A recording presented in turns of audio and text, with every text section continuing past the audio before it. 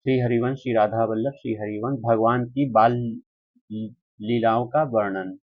उद्धव जी कहते हैं, इसके बाद श्री कृष्ण अपने माता पिता देवकी वसुदेव को सुख पहुंचाने की इच्छा से बलदेव के साथ मथुरा पधारे। उन्होंने शत्रु संप्रदाय के स्वामी कंस को ऊंचे सिंहासन से नीचे पटककर और तथा उसके प्राण लेकर उसकी लाश को बड़े जोर से पृथ्वी पर घसीटा। वहीं सांदीपनि मुनि के द्वारा एक बार उच्चारण किए हुए सांगोपांग वेद का अध्ययन करके दक्षिणा स्वरूप उनके मरे हुए पुत्र को पंचजन नामक राक्षस के पेट से यमपुरी से लाकर दे दिया। भीष्मक नंदनी रुक्मणी के सौंदर्य से अथवा रुक्मी के बुलाने से जो शिशुपाल और उनके सहायक वहां आए हुए थे, उनके सिर पर पैर रखकर गांधर्व विधि के द्वारा विवाह करने के लिए अपनी नित्य संगिनी रुक्मिणी को वो वैसे ही हरण कर लाए जैसे गरुड़ अमृत कलश को ले आए थे। स्वयंवर में 7 बिना नथे हुए बैलों को नाथ कर नाग्नजिति अर्थात सत्या से विवाह किया। इस प्रकार मान भंग हो जाने पर मूर्ख राजाओं ने शस्त्र उठाकर राजकुमारी को छीनना चाहा। तब भगवान श्री कृष्ण ने स्वयं बिना घायल हुए अपने शस्त्रों से उन्हें मार डाला। भगवान विषयी पुरुषों की सी लीला करते हुए अपनी प्राणप्रिया सत्यभामा को प्रसन्न करने की इच्छा से उनके लिए स्वर्ग से कल्प वृक्ष उखाड़ लाए। उस समय इंद्र ने क्रोध से अंधे होकर अपने सैनिकों सहित उन पर आक्रमण कर दिया, क्योंकि वह निश्चय ही अपनी स्त्रियों का कीड़ा मृग बना हुआ है। अपने विशाल डील डॉल से आकाश को भी ढक देने वाले अपने पुत्र भौमासुर को भगवान के हाथ से मरा हुआ देखकर पृथ्वी ने जब उनसे प्रार्थना की, तब उन्होंने भौमासुर के पुत्र भगदत्त को उसका बचा हुआ राज देकर उसके अंतःपुर में प्रवेश किया। वहां भौमासुर द्वारा हर कर लाई हुई बहुत सी राजकन्याएं थीं। वे दीनबंधु श्री कृष्ण को देखते ही खड़ी हो गईं और सबने महान हर्ष, लज्जा और प्रेम पूर्वक चितवन से तत्काल ही भगवान को पति रूप में वर्ण कर लिया। तब भगवान ने अपनी निज शक्ति योग माया से उन ललनाओं के अनुरूप उतने ही रूप धारण करके उन सबको अलग अलग महलों में एक ही मुहूर्त में विधिवत पाणी ग्रहण किया। अपनी लीला का विस्तार करने के लिए उन्होंने उनमें से प्रत्येक के गर्भ से सभी गुणों में अपने ही समान 10-10 पुत्र उत्पन्न किए। जब काल यवन जरासंध साल्व्यादि ने अपनी सेना से मथुरा द्वारिकापुरी को घेरा था, तब भगवान ने निज जनों को अपनी अलौकिक शक्ति देखकर उन्हें स्वयं मरवाया था। संबर, द्विविद, बाणासुर, मुर, बलवल, दंतवक्त्र आदि अन्य योद्धाओं में से भी किसी को उन्होंने स्वयं मारा था और किसी को दूसरों से मरवाया। इसके बाद उन्होंने आपके भाई धृतराष्ट्र और पांडु के पुत्रों का पक्ष लेकर आए हुए राजाओं का भी संहार किया, जिनके सेना रहित कुरुक्षेत्र में पहुंचने पर पृथ्वी डगमगाने लगी थी।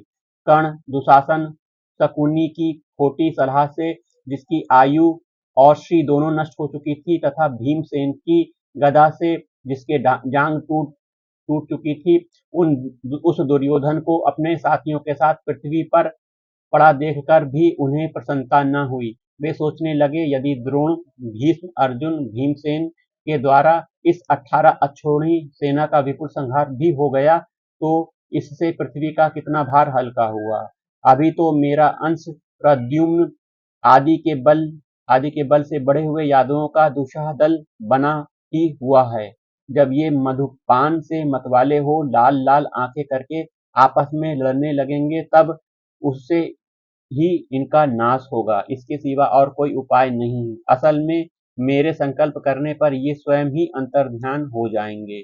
यूं सोचकर भगवान ने युधिष्ठिर को अपने पैतृक राजगद्दी पर बैठाया, अपने सभी सगे संबंधियों को सत्पुरुषों का मार्ग दिखाकर आनंदित किया। उत्तरा के उदर्म में अभिमन्यु ने पुरु वंश का बीज स्थापित किया था। वह भी अश्वत्थामा के ब्रह्मास्त्र से नष्ट सा हो चुका था, किंतु भगवान ने उसे बचा लिया। उन्होंने धर्मराज युधिष्ठिर से 3 अश्वमेध यज्ञ करवाए। वे भी श्री कृष्ण के अनुगामी होकर अपने छोटे भाइयों की सहायता से पृथ्वी की रक्षा करते हुए बड़े आनंद से रहने लगे। विश्वात्मा श्री भगवान ने भी द्वारिकापुरी में रहकर लोक तथा वेद की मर्यादा का पालन करते हुए सब प्रकार के भोग भोगे, किंतु सांख्य योग की स्थापना करने के लिए उनमें कभी आसक्त नहीं हुए।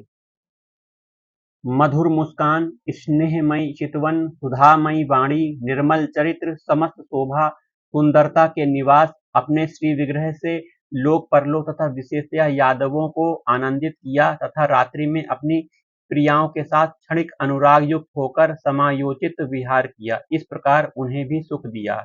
इस तरह बहुत वर्षों तक विहार करते करते उन्हें गृहस्थ आश्रम संबंधी भोग सामग्रियों से वैराग्य हो गया।